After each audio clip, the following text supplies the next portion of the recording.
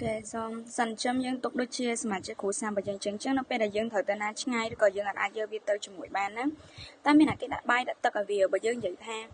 យើងអាចដាក់បាយដាក់ទឹកឲ្យវាចោលនៅក្នុងផ្ទះវាអាចញ៉ាំខ្លួនឯងបានចុះបើសិនជាវាមានរឿងកាត់ឡើងក្នុងអំឡុងពេលហ្នឹងហើយពេលយើងទៅធ្វើការមិនស្ងប់ចិត្តហើយ Okay, so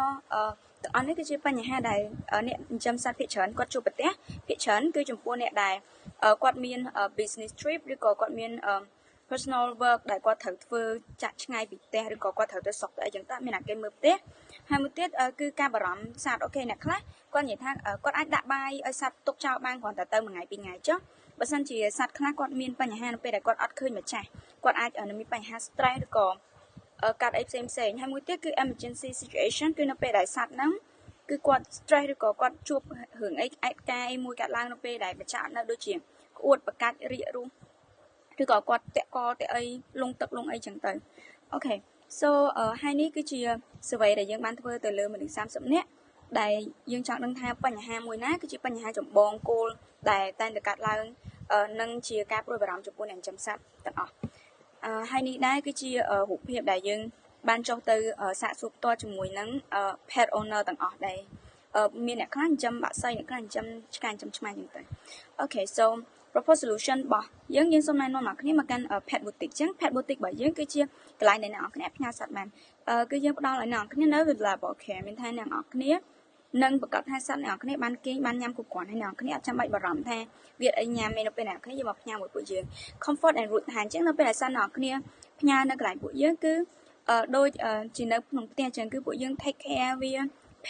petting វាអត់ឲ្យវា stress ទេហើយ emergency support ចឹងនៅពេលដែលសត្វអ្នកគ្នាកើតអីភ្លាមៗគឺយើង provide pet សត្វដែលគាត់អាចជួយសង្គ្រោះវាភ្លាមៗបានហ្មងហើយមួយទៀតគឺ peace of mind ចឹងអ្នកគ្នាទៅធ្វើការដល់ចាំបាច់បារម្ភថាអូខេសត្វអ្នកគ្នានឹងកើតអីឬក៏អត់មានអីញ៉ាំអីគឺអ្នកគ្នាអាចធ្វើការបានដោយជោគជ័យហ្មងហើយ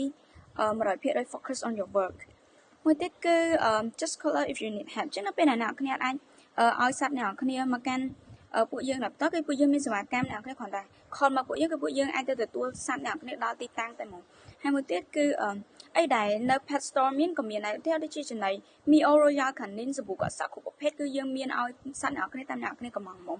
ហើយសត្វអ្នកគ្នាក៏ដូចជាសត្វរបស់ពួកយើងដែរគឺពួកយើងសុទ្ធតែជាអ្នកស្រឡាញ់សត្វដែរធានាបានថាការថែទាំអស់គឺចេញពីក្តីស្រឡាញ់ហើយនេះគឺជា prototype របស់យើងគឺអ្នកគ្នាអាចមើលបាននេះជាកន្លែងដែលពួកយើងក្រុងនឹង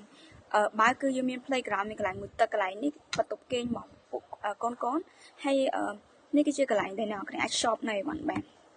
ហើយយើងសូមណែនាំ membership for customer គឺមាន silver gold ហើយ diamond អ្នកគ្នាអាច read បានគឺមានភាពខុសគ្នាត្រង់ថាអូខេsilver មានគ្រប់ function ទាំងអស់ gold មានគ្រប់ function របស់ silver គ្រាន់តែយើង add បន្ថែមនៅ live video call update ហើយចំពោះ diamond វិញគឺយើង update នៅ24 on server emergency assistant គឺយើងមានអ្នកនៅចាំមើលថែ24ម៉ោងមកអូខេ so ចំពោះ target customer របស់យើងគឺយើងនឹងដាក់ចំពោះទៅលើប្រភេទហើយនឹងមនុស្សចន្លោះពី14ឆ្នាំដល់45ឆ្នាំឡើងហើយអ្នកដែលមាន income 500ឡើងជាមនុស្សដែលរស់នៅទីក្រុងភ្នំពេញហើយពួកគាត់មានចិត្តទៅលើការស្រឡាញ់សត្វនិងថែទាំសត្វឲ្យតម្លៃសត្វដូចសមាជិកគ្រួសារចឹងអូខេចំពោះ value proposition របស់យើងគឺយើងone pet care គឺមានន័យថា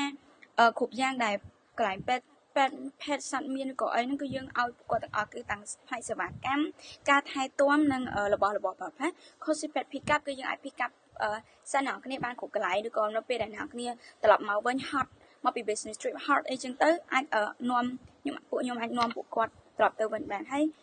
pet របស់អ្នកគ្នាទទួលបាន experience ល្អហើយនេះគឺជា market validation របស់យើងគឺយើងបានធ្វើ survey ទៅលើ63នាក់ហើយចំពោះអ្នកដែលឆ្លើយថាពួកគាត់នឹងត្រូវការសេវាកម្មរបស់យើងគឺមានទៅដល់ 44.4% ហើយអ្នកនឹងនិយាយថា maybe មានទៅដល់ 31% អញ្ចឹងតម្រូវការទីផ្សាររបស់យើងគឺមានច្រើនមែនទែនហើយចំពោះ partnership របស់យើងគឺយើងនឹងយក product ពីកសិកម្មចិញ្ចឹមសត្វគឺជាកន្លែងបោះដុំសត្វដែលមានតម្លៃល្អហើយយើងមាន pet សត្វដែលជាដៃគូសហការហើយចំពោះ community analyze គឺអូខេបើយើងមើលទៅលើ Navico Pet Store គឺពួកគាត់អូខេមានតម្លៃល្អក៏ប៉ុន្តែសេវាកម្មគាត់គឺតែសេវាកម្មគឺពួកគាត់ល្អដូចគ្នាក៏ប៉ុន្តែ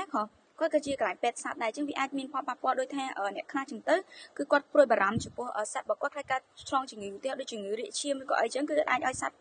ប៉ះគ្នាបានអញ្ចឹងវាជាការព្រួយបារម្ភមួយហើយ partnership ពួកគាត់អត់មាន partnership ដែលមានតម្លៃល្អដូចពួកយើងទេហើយអូខេ resource គាត់ក៏មាននៅ Canal គឺមានគ្រប់យ៉ាងក៏តែគឺគាត់គឺតម្លៃរបស់គាត់រៀងខ្ពស់បន្តិចអញ្ចឹង pet boutique របស់យើង provide ទាំងតម្លៃសេវាកម្ម partnership ហើយនិង resource ឲ្យអញ្ចឹងហើយ scalability របស់យើងគឺនៅឆ្នាំដំបូងគឺយើងគ្រាន់តែបើកនៅភ្នំពេញហើយយើងនឹងបញ្ជ្រាបការសេវាកម្មរបស់យើងទៅកាន់អ្នកចិញ្ចឹមសត្វតាមរយៈការជួបជុំអ្នកចិញ្ចឹមសត្វនៅ Coconut Park អីចឹងទៅនៅពេលគេមាន event ហើយនៅពេលឆ្នាំបន្ទាប់គឺយើងនឹងបរិយាទីតាំងហើយចំពោះ5ឆ្នាំទៅមុខគឺយើងចង់បរិយាសាខាអញ្ចឹងអរគុណអ្នកគ្នាអរគុណដែលបានស្ដាប់ pet boutique របស់យើង